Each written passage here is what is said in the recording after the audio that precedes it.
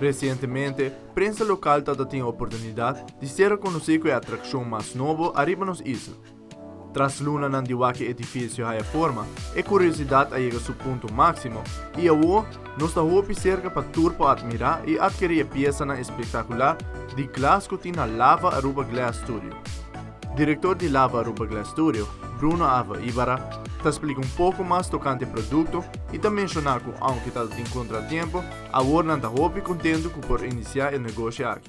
El producto está hecho de vidrio del arte murano, arena de sílice básicamente en su pureza, cual se funde y estos maestros o estos artesanos que tienen más de 20 años trabajando para poder llegar a estos niveles empiezan a crear lo que se necesita. Se pueden hacer floreros, se pueden hacer animales, esculturas, tenemos infinita variedad de productos, depende de la creatividad del maestro. El principio es la ubicación, nosotros queremos tener una buena ubicación. Después es para poder construir todo lo que es la permisología, entró la pandemia que atrasó un poco lo que fue toda la construcción y bueno, ya por fin terminando los detalles con la permisología es que logramos arrancar esto.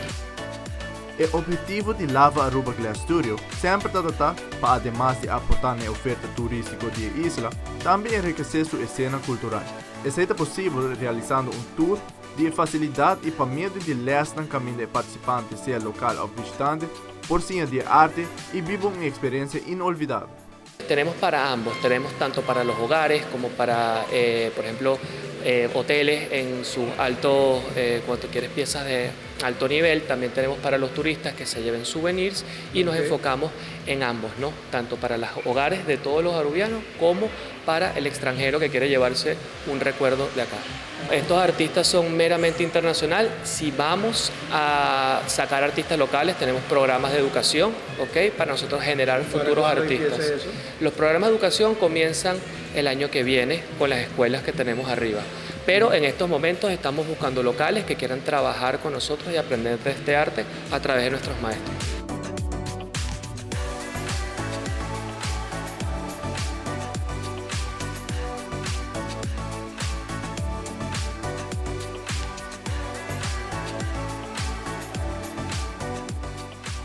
En estos momentos nos puede enviar a nosotros un correo a través de la información de nuestras redes sociales de Lava Aruba Studio y estaremos abriendo esa posibilidad básicamente mediados del año que viene.